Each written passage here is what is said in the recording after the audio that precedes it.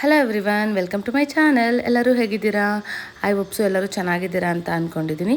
ಇವತ್ತು ಬಂದು ನಾನೊಂದು ತೊಂಡೆಕಾಯಿ ಪಲ್ಯ ಮಾಡ್ತಾಯಿದ್ದೀನಿ.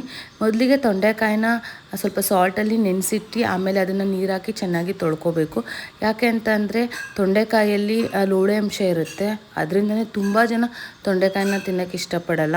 ಸೊ ಅದಕ್ಕೋಸ್ಕರ ನಾವು ಅದನ್ನು ಸ್ವಲ್ಪ ಸಾಲ್ಟ್ ಹಾಕಿ ನೀರಲ್ಲಿ ಚೆನ್ನಾಗಿ ತೊಳ್ಕೊಳ್ಳೋದ್ರಿಂದ ಅದು ಲೋಳೆ ಅಂಶ ಎಷ್ಟೊಂದು ಕಡಿಮೆ ಆಗುತ್ತೆ. ಸೊ ಇಲ್ಲಿ ಮೊದಲಿಗೆ ಬಂದು ನಾನು ಒಂದು ಬಾಣಲಿ ಇಟ್ಕೊಂಡು ಅದಕ್ಕೆ ಸಾಸಿವೆ ಮತ್ತು ಜೀರಿಗೆನ ಹಾಕ್ಕೊತಾ ಇದ್ದೀನಿ. ಅದನ್ನು ಸ್ವಲ್ಪ ಲೈಟಾಗಿ ಫ್ರೈ ಮಾಡಬೇಕು. ಅದಾದಮೇಲೆ ಒಣಮೆಣ್ಸಿನ್ಕಾಯಿ ಹಾಕ್ಕೊಬೇಕು. ನಿಮ್ಮ ಖಾರಕ್ಕೆ ಎಷ್ಟು ಬೇಕೋ ಅದನ್ನು ನೋಡಿಕೊಂಡು ನೀವು ಒಣಮೆಣ್ಸಿನ್ಕಾಯಿ ಹಾಕ್ಕೋಬೇಕಾಗುತ್ತೆ. ಮೆಣ್ಸಿನ್ಕಾಯಿ ಖಾರ ಎಲ್ಲ ನೀಟಾಗಿ ಎಣ್ಣೆಯಲ್ಲಿ ಬಿಟ್ಕೋಬೇಕು. ಅಲ್ಲಿವರೆಗೂ ನೀಟಾಗಿ ಅದನ್ನು ಫ್ರೈ ಮಾಡಬೇಕು. ಸೊ ಅದಾದಮೇಲೆ ಬಂದು ನಾವು ಚಿಕ್ಕ ಚಿಕ್ಕದಾಗಿ ಕಟ್ ಮಾಡಿ ಇಟ್ಕೊಂಡಿರೋ ಆನಿಯನ್ನ ಹಾಕ್ಕೊತಾ ಇದ್ದೀನಿ.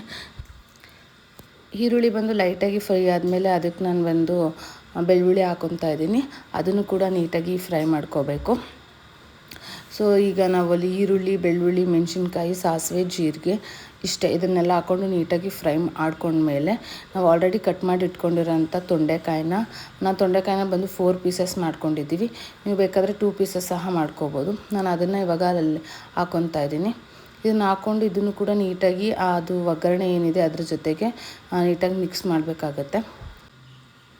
ತೊಂಡೆಕಾಯಲ್ಲಿ ಬಂದು ತುಂಬಾ ಹೆಲ್ತ್ ಬೆನಿಫಿಟ್ಸ್ ಇದೆ.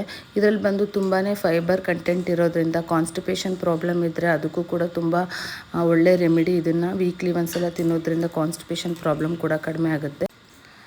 ನಾವು ಬಂದು ವೀಕ್ಲಿ ಒಂದ್ಸಲ ನಮ್ಮ ಡಯಟಲ್ಲಿ ನಾವು ತೊಂಡೆಕಾಯಿನ ಅಡಿಷನ್ ಮಾಡ್ಕೊಳ್ಳೋದ್ರಿಂದ ಡಯಾಬಿಟಿಕ್ ಮತ್ತು BP ಕೂಡ ಕಂಟ್ರೋಲಿಗೆ ಬರುತ್ತೆ. ಇವಾಗ ನೋಡ್ತಾ ಇದ್ದಿರಲ್ಲ, ಸಾಲ್ಟ್ ಹಾಕ್ಕೊತಾ ಇದ್ದೀವಿ. ಸಾಲ್ಟ್ ಆಲ್ರೆಡಿ ನಾವು ತೊಂಡೆಕಾಯಿನ ಸಾಲ್ಟಲ್ಲಿ ಸ್ವಲ್ಪ ಹೊತ್ತು ನೆನೆಸಿಟ್ಟು ಹಾಕ್ಕೊಂಡಿರೋದ್ರಿಂದ ನೋಡ್ಕೊಂಡು ನೀವು ಸಾಲ್ಟ್ ಹಾಕ್ಕೋಬೇಕು. ಇವಾಗ ನಾನು ಬಂದು ಮನೇಲೇ ಮಾಡಿರುವಂಥ ಖಾರದ ಪುಡಿನ ಆ್ಯಡ್ ಮಾಡ್ಕೊತಾ ಇದ್ದೀನಿ. ನೀವೇನಾದರೂ ಮನೇಲಿ ಮಾಡಿರೋ ಖಾರದ ಪುಡಿ ಇಲ್ಲ ಅಂತ ಅಂದರೆ ಸ್ವಲ್ಪ ಚಿಲ್ಲಿ ಪೌಡರ್ ಮತ್ತು ಧನಿಯಾ ಪೌಡರ್ ಎರಡೂ ಸಹ ಮಿಕ್ಸ್ ಮಾಡಿ ಹಾಕ್ಕೊಬೋದು. ನಾವು ಮನೇಲೇ ಮಾಡಿರೋ ಖಾರದ ಪುಡಿನ ಹಾಕಿದ್ದೀನಿ ಇಲ್ಲಿ. ಇವಾಗ ಅದನ್ನೆಲ್ಲ ಹಾಕಿದ್ಮೇಲೆ ನೀಟಾಗಿ ಮಿಕ್ಸ್ ಮಾಡಿ ಸ್ವಲ್ಪ ಕೊತ್ತಂಬರಿ ಸೊಪ್ಪನ್ನ ಹಾಕಿದ್ರೆ ತೊಂಡೆಕಾಯಿ ಪಲ್ಯ ರೆಡಿ ಟು ಈಟ್. ಇನ್ನು ಯಾರು ನನ್ನ ಚಾನಲ್ಗೆ ಸಬ್ಸ್ಕ್ರೈಬ್ ಮಾಡಿಲ್ಲ, ಪ್ಲೀಸ್ ಸಬ್ಸ್ಕ್ರೈಬ್ ಮಾಡ್ಕೊಳ್ಳಿ.